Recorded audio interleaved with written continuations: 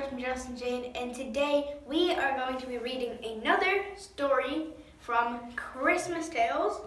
And today we are reading He Belonged to the Family. And this story is actually pretty nice. So let's start. "You clear away tea," said Janet's mother. "Daddy and I have something special to settle." And Janet pricked up her ears. "What is it, Mother? May I listen? Or is it a secret?" Her mother said, "Oh no, it's not a secret. It's actually rather exciting. Daddy is going to buy a lorry." "A lorry? What for?" said Janet. "Carry the logs, of course. Old Brownie's slow now, so we need something bigger and better."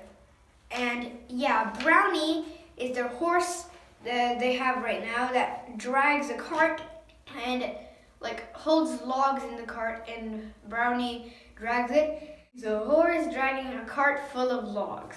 So he's a cart horse. So his dad wants to buy it to carry 3 times as many logs as the logs that Brownie is carrying. So he thinks he'll buy a lorry. "Brownie will be pleased," said Janet. "We will have a nice field, a rest in the field." So Janet's just saying Brownie will be happy because he doesn't need to carry around the logs anymore. He's gonna just stay peacefully in the field. But, "Oh, I shall sell him," said Daddy, raising his head from the advertisements he was looking at. Janet stared in horror. "Daddy, sell Brownie, our dear old horse? Why, I never remember a time without him. Daddy, you can't sell Brownie." Her dad is telling Janet that he's gonna sell Brownie, not keep him and take the lorry. He's gonna sell Brownie. Janet is just saying that she doesn't remember any time without him, and she doesn't want her dad to sell him. And Dad's got a great offer for Brownie, so he's gonna sell Brownie to Mr. Lucas, and he is a horrid man. "Oh, Daddy, I can't believe it. Does Paul know?" Paul was her brother. He was shutting up the hens and having a word with Brownie in his old stable. So he's talking to Brownie because Brownie and him are good friends. And he's talking to a horse, a human talking to a horse. So yeah, just letting you know that. And yeah, he's outside shutting up the hens. Yeah, like shutting the gates of the hens, and so they don't run out and stuff. So he's talking to Brownie. So the door slammed behind her. Janet is about to tell Paul that Dad is gonna sell Brownie, and she's gonna make him beg and beg that to make Dad not sell Brownie. So, Paul, where are you?" "Here, with Brownie," shouted Paul. In half a minute, her sister was flying in at the stable door. She caught his arm. So she's running into the stable, and she caught Paul's arm. "Paul, did you know Daddy's buying a lorry and selling Brownie to Mr. Lucas? That horrid old man." Paul was like, "What? No, he can't do that. Sell our Brownie? Why, he'd absolutely be miserable. He loves us." He's talking about Brownie. He just doesn't want Dad to sell Brownie. And next up, "Just as Christmas time too," said Janet. Daddy's not going to change his mind, so he's just going to say no. "And please don't be silly over this. I'm not going to turn down a good offer for Brownie." So I guess he's going to sell Brownie for to Mr. Lucas for what does even Mr. Lucas need? "Well, Daddy, after all these years of good work Brownie's done for you, I think it's dreadful to sell him." So Janet is really sad, and she thinks that her dad is really mean because Brownie has done so much work for him all these years, and he's just gonna sell him to Mr. Lucas to buy a lorry that doesn't have a life. She's really sad. She's begging him, and also Paul is begging him. And "I've made up my mind, and when I do that, I don't change it," said Dad. Yeah, Paul and Janet are just crying. He's gonna be sold to Mr. Lucas. And yeah, they always ride a Brownie to school, and their dad would take them with Brownie because he could control Brownie with something, and they just ride Brownie to school, and yeah, so now they're really sad that they'll have to. And Brownie always knew when he came to school gates, and then he'd stop when he get to the school gates. You won't be able to ride on Brownie tomorrow when you go to school, said their mother. Daddy is starting out later, hoping the snow will have melted a little, so it's hard for Brownie to pull the cart over the hard snow up the hill. So they're having mom's telling Janet that they're not going to ride Brownie to school tomorrow, and I need to just walk, and dad's gonna hope the snow melts when he goes to work. Yeah, they don't need to walk. I forgot about this. You can catch the bus with me, said her mother. I'm going Christmas shopping tomorrow, and I want to go early. I'll catch the bus together and leave Daddy to see himself off. So they're gonna go on the bus to go Christmas shopping, and Daddy is gonna stay home and look after himself. Yeah, but they're happy because they're going Christmas shopping, and that's gonna be fun. So the next day, Janet, Paul, and their mother set off together to catch the bus. And their mother say, "It's terribly slippery today. Do not slip. Be careful." And they try to, but it's really slippy. But at least they don't slip down and fall. And then at home, their father finishes looking through his order book, wrote a few letters, and then looked out the window. The sun was out. Perhaps the hard snow up the hill would have melted. So we went out to get Brownie to collect the wood. And then when he came back, he slipped. Just outside the door, he slipped and fell heavily. A dreadful pain shot through his right leg. So his right leg, there was a really bad pain that shot through his leg. He lay there groaning for a minute or two and then tried to pull himself up. But another pain came and he fell back. So their dad has probably broken his leg and has fell because of some stinking ice.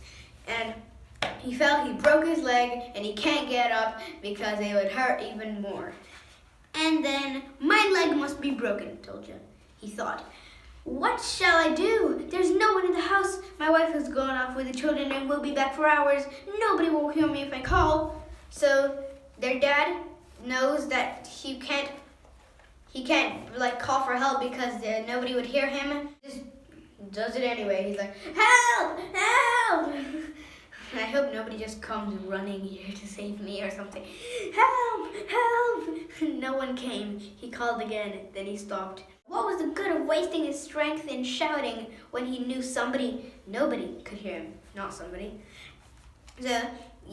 What was the point in wasting your strength on shouting if nobody can hear you?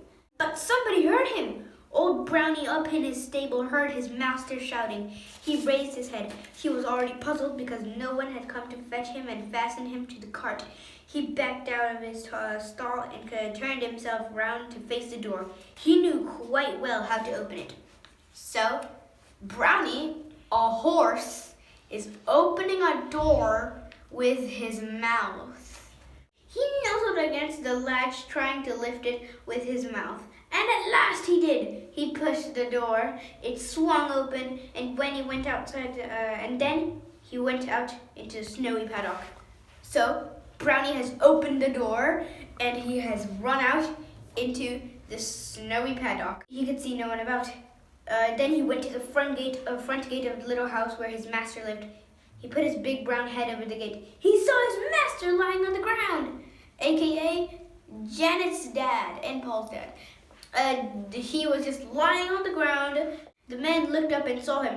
Brownie, you got out by yourself, but you can't help me, old fellow, he said feebly. Brownie pushed against the gate, but it wouldn't open. He whined again, looking at his master. What could he do? Oh, that's whined, I think. I think it's whined. So he is, so he's looking at his master, and he's just lying on the floor with a broken leg, and Janet's dad is saying, Brownie, you can't help me. But somehow you got out by yourself, out of the pen. Shed, pen, whatever. And he said he can't help him. So Brownie left, and Janet's dad thought, even the horse doesn't want to help me. But Brownie had a plan. He went to the school, and he looked into one of the windows, but nobody was there. But then he looked into another window, and there was a class full, and Janet and Paul were also in there. He looked into the window, and Paul looked at him. A class of children were at work in the room. Paul and Janet were there. "Look, it's our old Brownie!" shouted Paul. He leapt up and went to the window. Janet ran too. "He's by himself. Where's Daddy? He hasn't even got a bridle on." I guess that's like a saddle that you put on the back of a horse to like sit on. Yeah, he's just all alone. And Janet and Paul asked the teacher if they could go and follow Brownie because he wants to tell them something. And the teacher actually let them go because she was terrified. And they went off, and Brownie dropped them off next to their dad. And their dad was groaning in pain, and the children looked in horror, and they carefully took him inside. Janet ran to the doctor, got him, and the doctor was helping their dad. Old Brownie watched through the window, wondering what was happening. The doctor saw his big brown head and then smiled. So the doctor is coming to their house, and he's in treating their dad, and he sees Brownie's head and through the window, and that horse of yours is as concerned about you as much as your children are, he told his patients.